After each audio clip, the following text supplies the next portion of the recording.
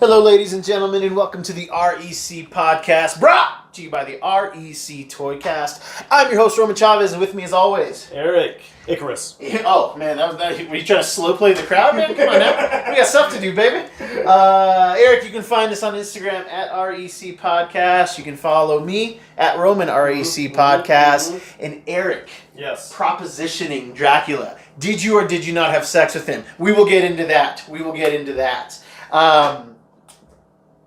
I want to start with some weird news.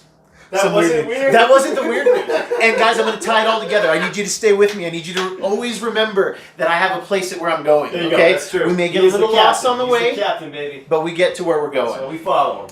Guys, man, we had this crazy, they've been doing this Crisis on Infinite Earths crossover for the CW shows, and a very quiet thing happened tonight.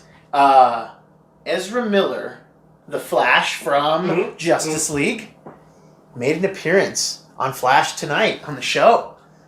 It's crazy. Yeah, dude, they pulled out all the stops. Yeah, they did. On this Crisis thing. They're just saying, hey, we've got access to all this stuff, like, let's play with it. Right. And the Flash hasn't been anywhere since Justice League, so you really have to. He might have been in Suicide Squad. I can't remember which came out first. I think Justice League came out first, and then Suicide Squad. Because he was in a Boomerang's kind of he story. showed up at the bank. Yeah. So, but since then, which was several years ago now, like 3 or 4 years ago, we haven't seen him. But yeah, he was. They kind of tied it in because the Flash is very prominent in the Crisis on Infinite Earths crossover. It was cool to see, just another wink and a nod to the existence of the multiverse. Yes. Like, I love that DC does do that. Right. They do show you Infinite Earths. Yes. And it opens up such a, you can never write yourself into a corner. Yes. You always have a door. Yes. And it's fun. It's super fun. It's cool. And again, kids, we have not watched the series. I've just been watching the clips. I've been a bad boy, and I've been spoiling myself, spoiling the show. But I just don't want to make the time for TV right now. But I love talking about it. And it's amazing. And I saw the clip with Ezra Miller. It was, just a little bit of sugar. A little bit of sugar. Yeah, there you go. I like it. And that's fun. Yeah. So I started watching a show, Eric. Yes. I started watching a new show. I just said I didn't want to make time for Crisis. But friend of the show, Casey Duke, says, Roman, he says to me, Eric's aghast. Swooning, sorry. Yeah, every swooning. time you bring up Casey, I gotta swoon. Swooning for Mr. Duke. He says, hey man, there's a Netflix original series called Dracula. Have you heard of it? And I said, no, I hadn't. And it's done by the guys who did Sherlock and Doctor Who. It's Mark Gatiss and Stephen Moffat. I love those guys. They have really interesting minds. Well, Sherlock was great. And this is kind of that format. It's 3 episodes, and they're each about an hour and a half. So it's in that format, yes. So I've only watched the first episode. And it's very interesting. I'm gonna do a little spoiler. I'm not gonna do too much spoiler because I do want you to watch this, and I want the fans to watch it too. But there is some very interesting lore, and loosely in the first episode, this banker comes from England. It's about 1897, so around the turn of the century. Right.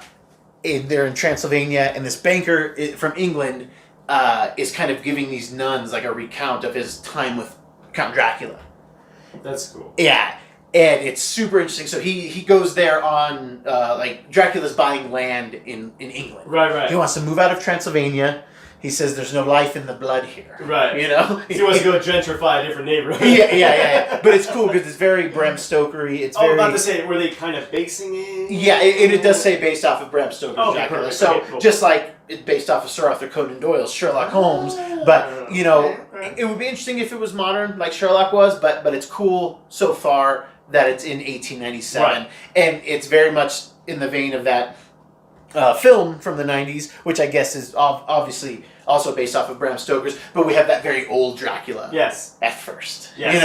So we see the actor playing him. I recognize him, but I didn't. His name is like Cleus Bang. He's got a good accent. Yeah. It might be Klaus, but it's like he's got kind of a thick accent. Sure. But there's a lot of cool nods to like previous Draculas, like Christopher Lee's Dracula. I think Christopher Lee played Dracula. Yeah, he did. Yes, and Boris Karloff. Before this cut off was The Mummy. Okay.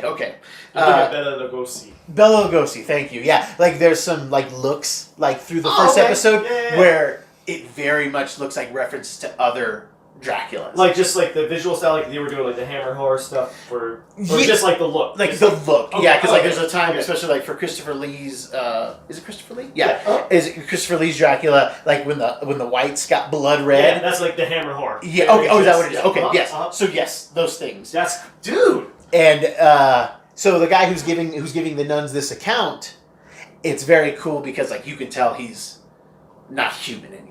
Oh. You can tell, like it's right off the bat. I'm not ruining anything. Okay, there. so you it's can tell obvious this guy is a vampire, or a ghoul or something. Okay. Not sure, sure. But he's like, I've told you this in my account, and you see this like big stack of papers on the first page. It says Dracula, and she's like, yes, but you've been very vague in the details on your escape. So he's talking about how when he got to Transylvania, and he's supposed to help Dracula procure land in England, and he's just supposed to be out there for a day. He's got a woman, he's writing her, letting her know that the country's beautiful, but the people are spooked here, this and that, and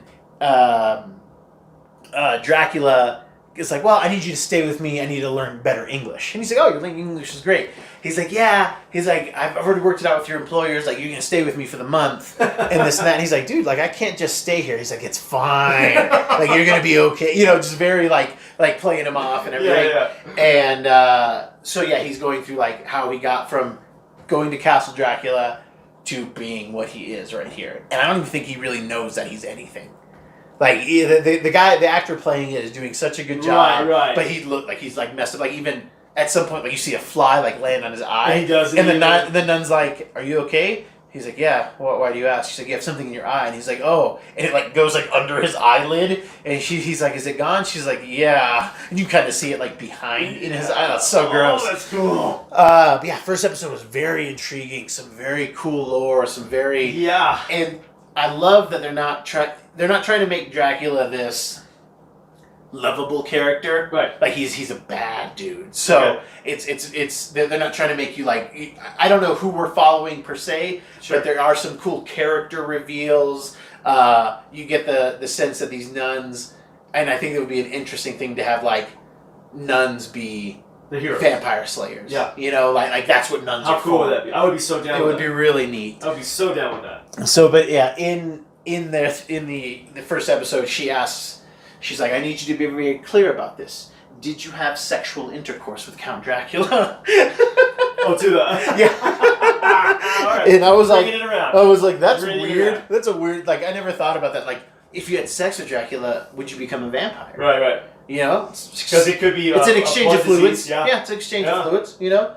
Dude, that's really awesome. Yeah. So the first episode was very good. I highly recommend checking it out. And I'm gonna try to answer your question for me. And yes. Okay, cool. Thank you. I was very curious. I mean, you look like it. You look like you're fresh from some type of intercourse, and I would assume it's from Dracula now. So that's just what it seems like to me. And if that wasn't enough, enough, did you or did you not see the Morbius trailer? I did. Yes. And so, guys, I'm going to be honest with you here. I knew that the Morbius movie was coming out. I was under the impression that it was animated. Yes. I was under the impression that Jared Leto was going to be voicing Michael Morbius, Dr. Michael Morbius. Very true. He went to school for that. Yeah. You don't respect. Yeah, he went to vampire doctor school. And yeah, they were like, "Oh, this movie's gonna drop." They started showing some images for this weekend, and I was like, "This doesn't look animated. This looks live action." Yeah. And lo and behold, full on live action. Yep. Morbius from Sony and Marvel Studios. Mm-hmm. There's a lot of things we need to unpack here. There's tons of things we need to unpack here. Oh yeah. But the first and foremost, the cake. Did you like it? Did you like the trailer? I did. Okay. To an extent. Okay. We can get into it a little later, but I did like it for the most part. Okay. I can get into the negatives later, but it looks solid. I feel like this is something that Jared Leto can play. Yeah. Oh yeah. I think he's playing it perfect. Yeah. He's not looking too ridiculous, and Not over the top. I think he's a really good actor when he's subdued. Oh yeah. I think when he's trying to push it to manic, it's like, dude, you're not those act. You're not Pacino. You're not De Niro. You can't push it to that level. You don't have it in you. But when you played it subdued, you can do it. Yeah. You know, and I think visually it looked really good. Yeah, they did a good job of really setting it up. This is such a reach for Sony. They have to use these characters, but we don't know what the new Sony Disney deal is. Well, and I have some things. I think we kind of might be now. Yeah. I think we do kind of know. So I'll say I enjoyed the trailer. Yeah. I thought the trailer was much better than I thought it could be. Oh yeah. But it really did feel like it would be in the Blade 2 universe. Yeah. It felt like and I would love to see that. That crossover. I hope they do. I hope they do. Would be nice to do a Blade and Morbius thing. They did it in the animated series. It was good. They've done it in the comics tons of times. Well, you know what's crazy? I don't think a lot of people know who Morbius is. So I've been getting that a lot, to be honest with you. Like, who's Morbius? So in Amazing Spider-Man 100, I believe it's 100 and 101, we get Michael Morbius, the living vampire. Right.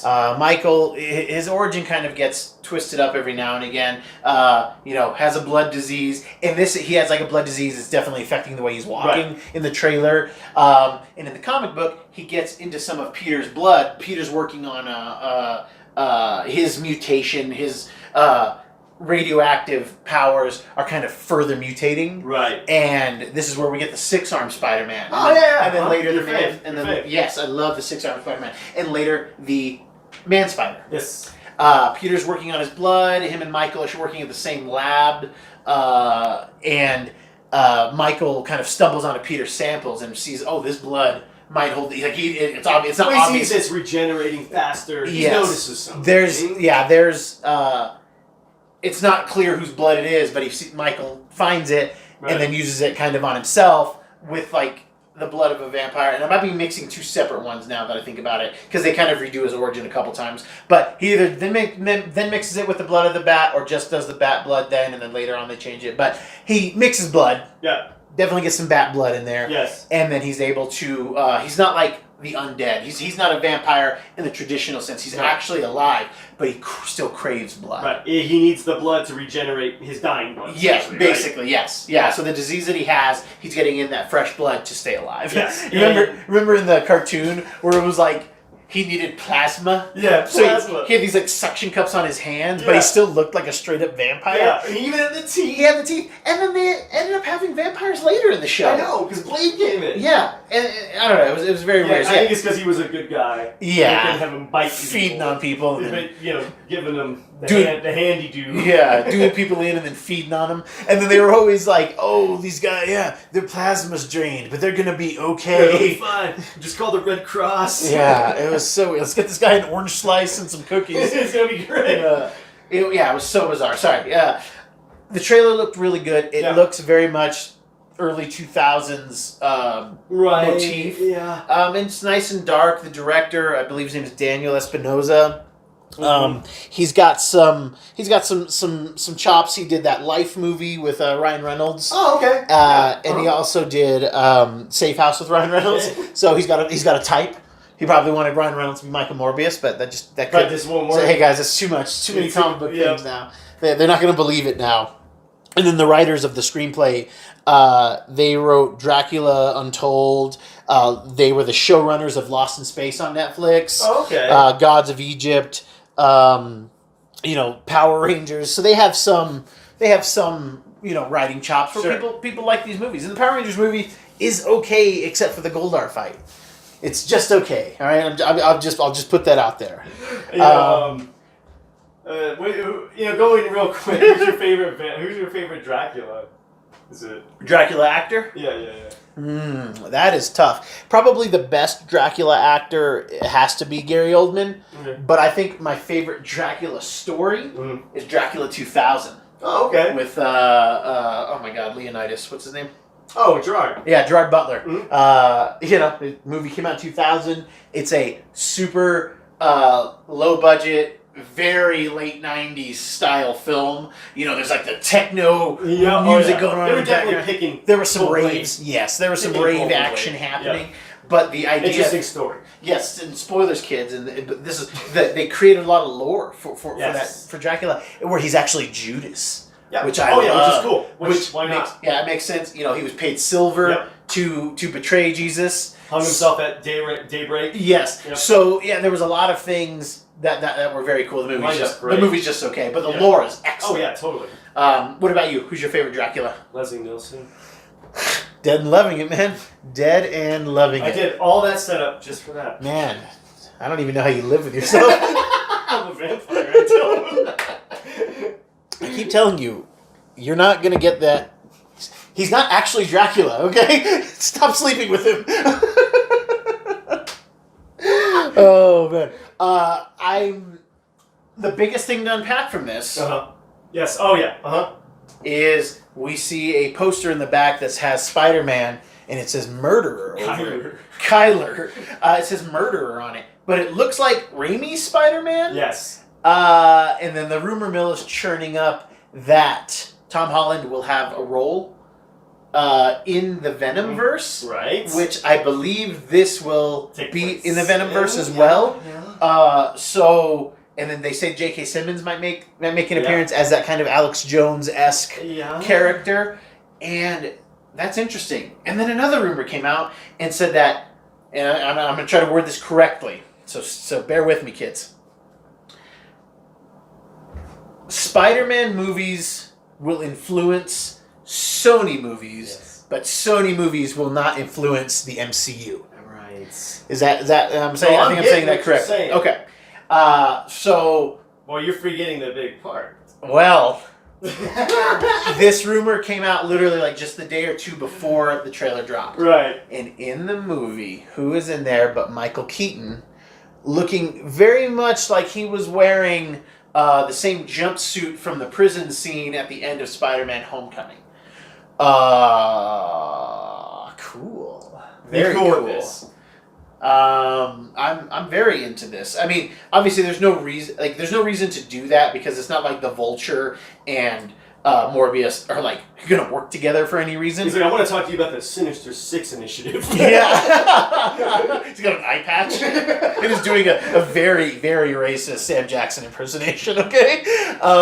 Yeah, that was weird. That was a weird thing to show. Yes. It was a weird thing to do, and then even on another meta level, you literally had the Batman and Joker talking to each other. Yeah.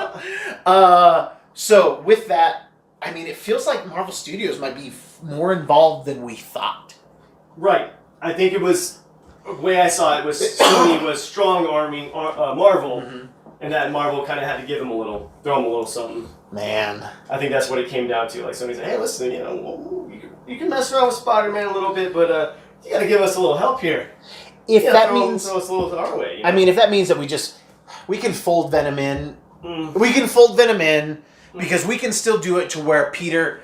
they kind of want to make Venom like an anti-hero, which I'm fine with because they've done that off and on. Yeah, for sure, yeah. And it would be interesting if, the suit or a piece is being studied by the Avengers and Peter's studying with it, it gets on him, and then they bring in their Venom to help him work through it. Okay, fair enough. Yeah. See, that's where things are getting it's going to get a little murky, but I like the idea of Kevin Feige at least maybe having some more to say with this.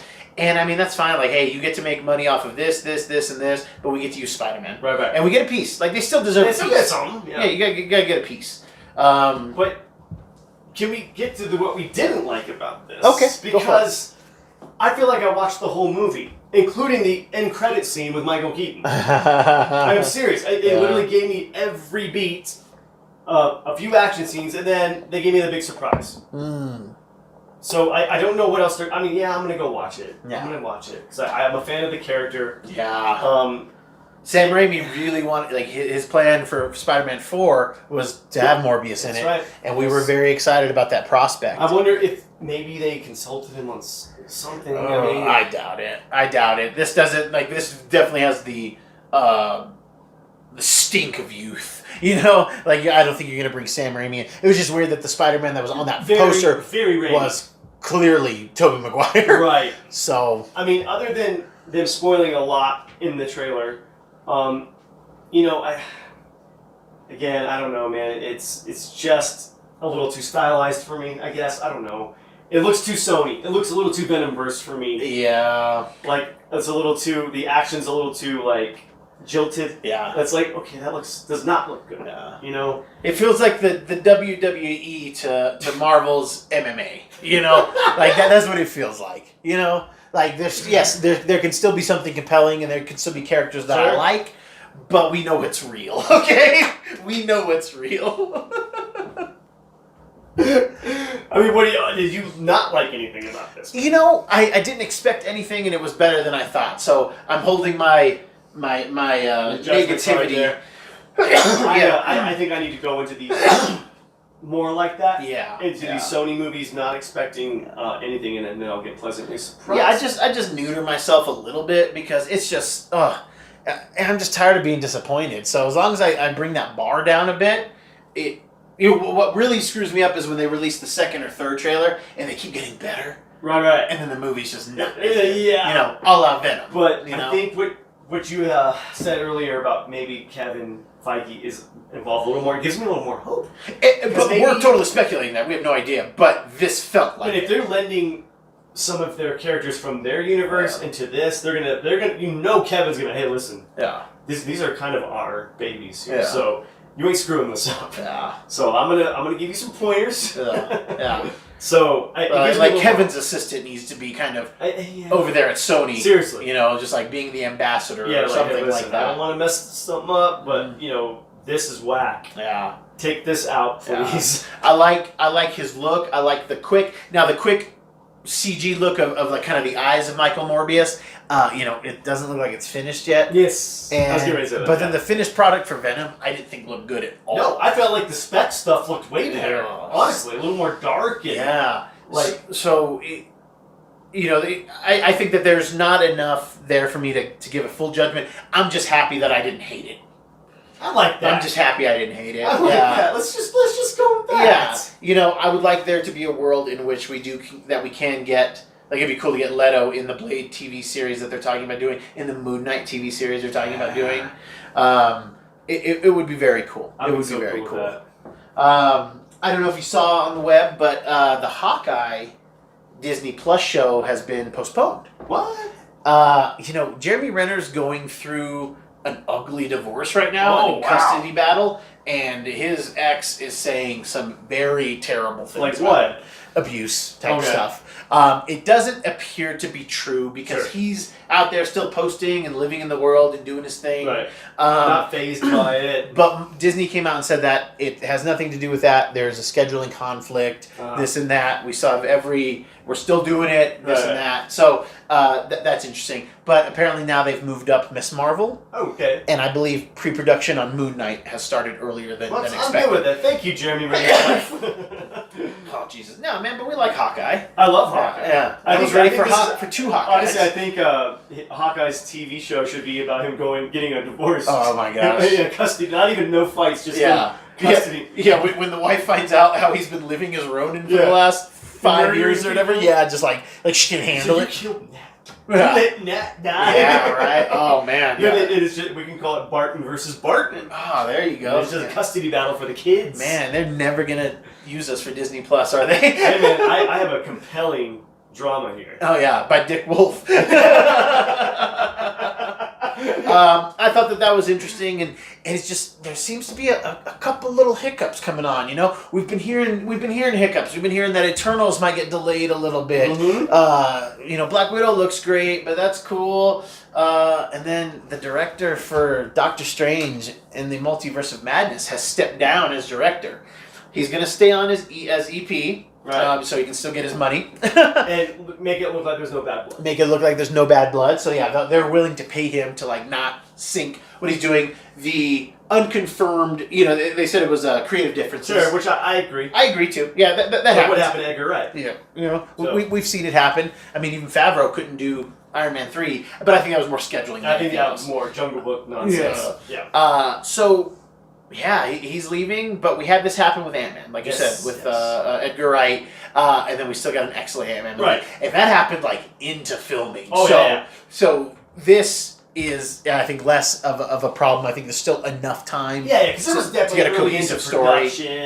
And it sounds like, and what the speculation on the web is that the director had an issue with like where tying it into the rest of the universe. Okay, that's what it seems like it is, and that was kind of Edgar Wright's, I think, thing too. Like, oh, I kind of want Ant-Man to be its own thing. And no, dude, Ant-Man doesn't survive by itself. And now people are super excited to watch Ant-Man movies. There you go. But it has to have that Avengers thing. But arguably the best scene in Ant-Man 1 is the Falcon scene. It's pretty cool. It's arguably the best scene. And I mean, basically, Scott Lang basically saves the Marvel Universe too. Yes. He comes up with the time heist. Yeah. So, well, if it wasn't, I think it's the Rat. The Rat is the unofficial savior for the Marvel Universe. The Rat and Yin Sing, the Doctor. Yes. Those two guys save the Marvel Universe. Here's one of you kids. Yes. Right? I'm not worried about Doctor Strange. I totally believe that Kevin Feige will find the right people to do what they need to do. But it was just it's kind of interesting that to see these trip ups, to see this well-oiled machine kind of maybe break down a little bit. I wonder, a little oil. Yeah, like in the gears. I wonder if there were more.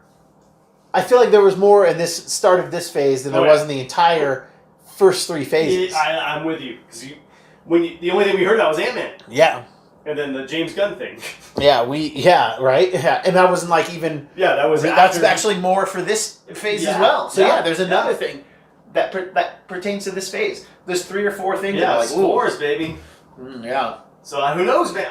Again, man, Marvel, you gotta fix this. Yeah, and they will. Like, I'm not worried about it at all. I'm not worried about it at all. And not only are they not worried, they're also like, yeah. We'll also, I guess, maybe help out with this Morbius movie. Like they're going through some things, and they're like, "It's fine, guys. It's totally fine. Okay, we're going to all make it. We're all going to get this through together. We're going to get through phase 4. We're all going to love it. Yes. Okay. Yes. And then we might like Morbius, but I don't know. I want Jared Leto to get some redemption because I would have given him an Oscar for his Joker too. Stop it. Dude, I liked his Stop Joker. it. I liked his Joker. Better than I liked. Better than I liked that other guy, whatever his name was. Joaquin. The alive Phoenix. Yes. The one that rose. Yeah. I was like, okay, all right, I'm done. Hey, you stop there right now.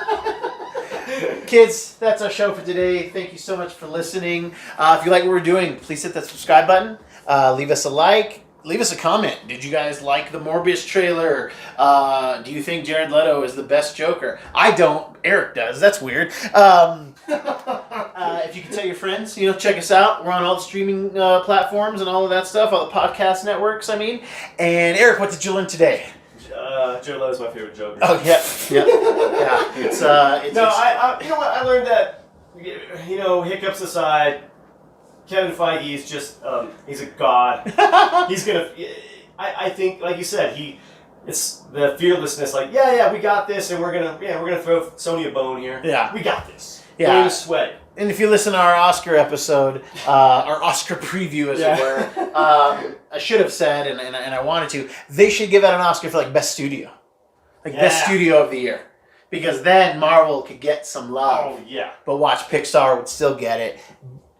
Still be Disney. So it's okay. Yeah, but it's just so evil. It's so evil. But they give me everything that I want.